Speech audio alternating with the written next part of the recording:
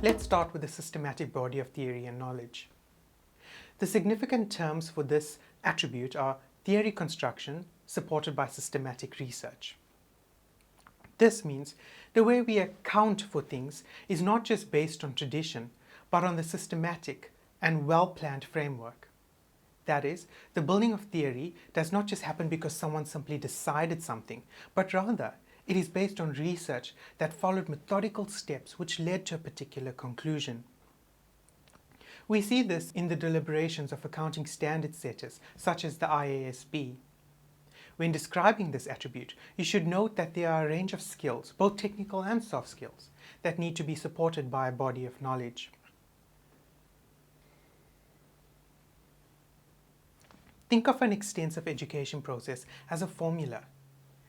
Theory studied at the university or tertiary institution, plus practice gained during traineeship under the supervision of qualified accountants, combined with continued professional development required by all accountants post-qualification, equals an extensive education process. The key term linked to an ideal of service to the community is social contract.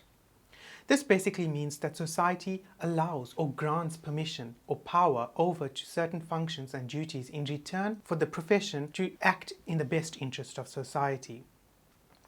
If the profession abuses this power, then the social contract would be breached and society would not rely on or trust the profession, and its ability to be called or acknowledged as a profession may very well be at stake. This attribute can be described from three perspectives. The first is the well-being of society, which again emphasizes the need for the profession to act in the best interest of society. The pursuit of excellence requires the profession to continually educate, train, and inform themselves so that they may ultimately provide the best advice and service and again act in the best interest of society. Community of service often refers to pro bono work, which means free service to certain charities and other organizations which ultimately mean for the good of society. A high degree of autonomy and independence refers to the power given to the profession to regulate itself. However, due to the significant corporate failures, the social contract for the accounting profession has been reduced somewhat. That is, the Australian government now plays an important part in the regulatory structure of the accounting profession. As such, this is referred to as a co-regulatory structure, since it is co-regulated by the government and the profession. APAS 110 is the Code of Ethics for the accounting profession.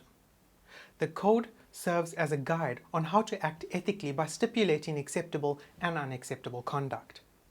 The code comprises 5 fundamental principles, and you should also understand the purpose of a profession having a code of ethics.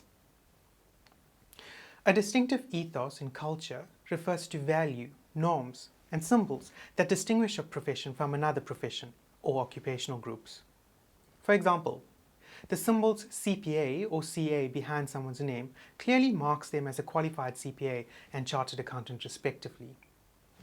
It also provides members with a sense of belonging.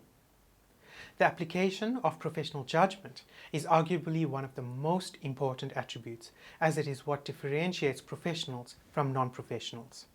That is, the ability to diagnose plus the ability to solve equals professional judgment.